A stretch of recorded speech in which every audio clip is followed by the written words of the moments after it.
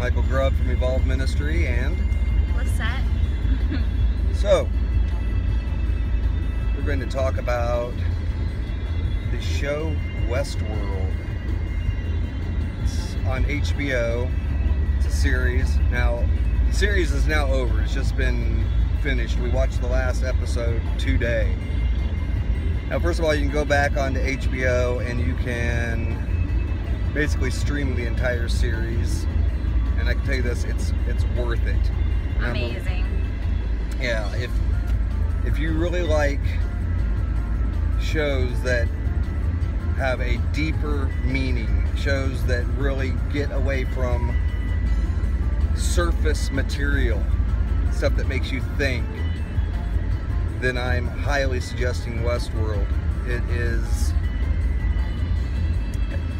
a show that goes beyond, above and beyond most subject matter that gets released today.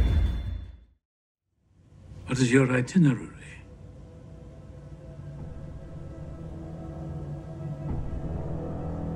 To meet my maker.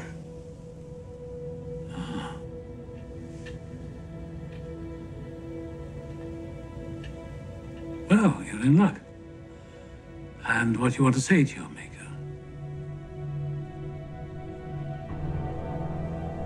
My most mechanical and dirty hand.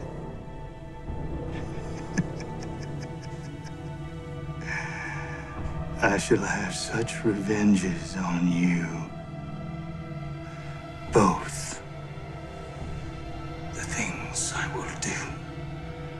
What they are, yet I know not. But they will be the terrors of the earth. You don't know where you are, do you? You're in a prison of your own sins. Turn it off. The self is a kind of fiction for hosts and humans alike. It's a story we tell ourselves, and every story needs a beginning. Your imagined suffering makes you lifelike. Lifelike, but not alive. If you watch, the entire show from beginning to end, there's a lot to be learned from it in terms of, who you are, what we are, what this place is, and, you can learn from that and improve, I guess you could say in some way. It teaches a lot about consciousness, and, it has a lot to do with AI. Sentience, so artificial intelligence, but really, in reality, people aren't much different than that than they think, I guess you could say. What they portray on the show, Yeah. like, people are not much different than what you are presented with there on the show. Yeah, and so you see these people's these robots and their stories, how they were programmed, and I don't know, it's just really incredible. I know we picked up a lot from it, and can apply a lot of that to our own lives. Absolutely. They show that these robots are in programmed loops or programmed cycles, and if we look at the way we live our particular worlds here, there's not much difference.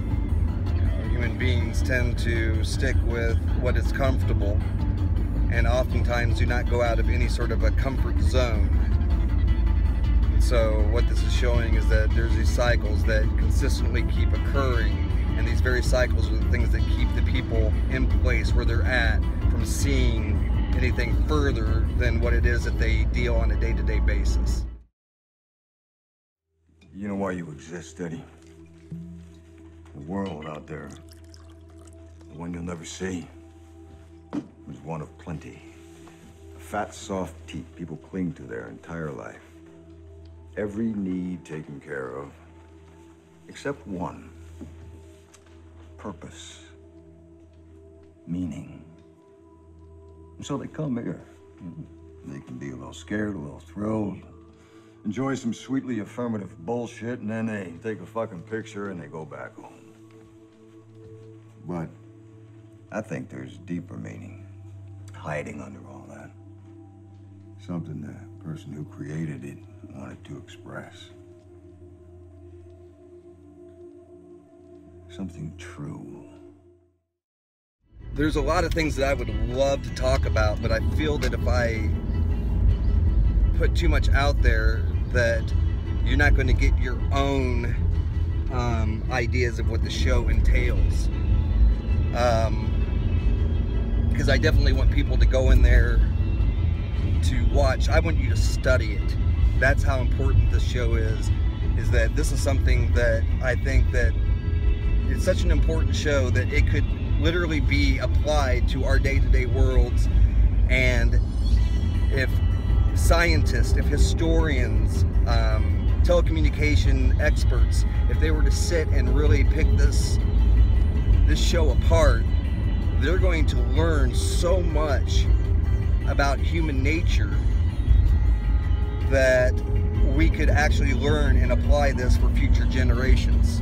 Instead of letting things go the way we do now, you could kind of look at this as a blueprint of what is to come.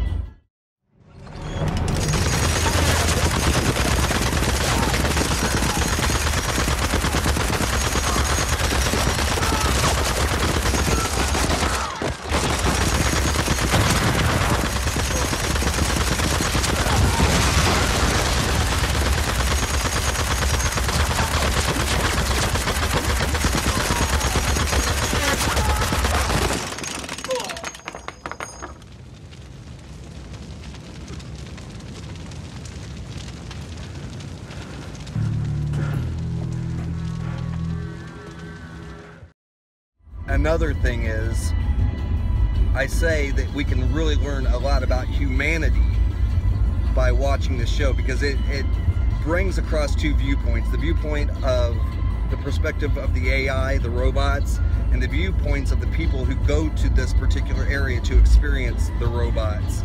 You know, ultimately what it boils down to is that these human beings create a theme park for human beings to go and to experience certain things that they can't experience in the world in which they live.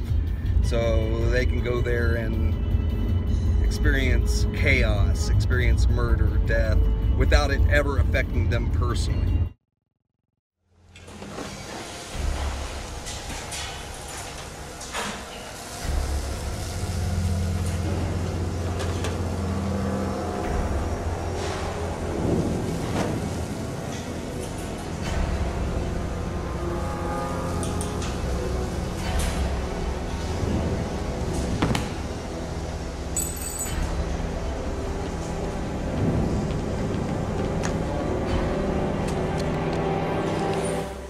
I swear I put it in sleep mode. Oh, does this look like fucking sleep mode?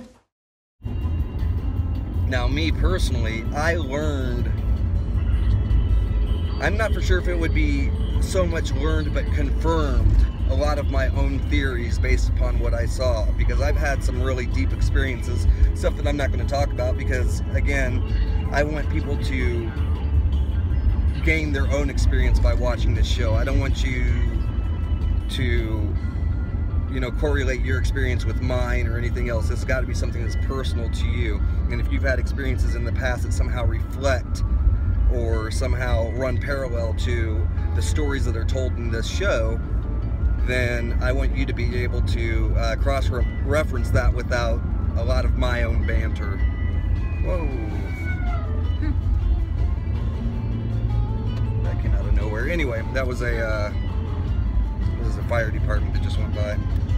So anyway, all I can say is, and again, I want this to really, if there's one thing that I can fill in, is the fact that I want you to really look at humanity after you have seen what you have seen with this show, because you are going to basically come to the realization that there is not too much difference between what is going on there and what they present to what's going on now, either within your own life or what you see in politics and how we move and how we experience warfare in all the things that we do on this planet.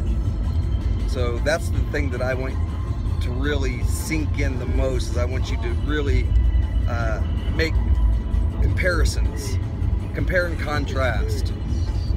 See how this show, because one thing that this show is going to do, it's going to draw feelings out of you. It's going to draw particular emotions. And see how these emotions, and once you start to experience them, I think it's really important that you really either identify, oops, squirrel. You almost hit a squirrel. We got out of that one though. So identify those things that trigger these emotions from you, and then get to the root of why those emotions were triggered.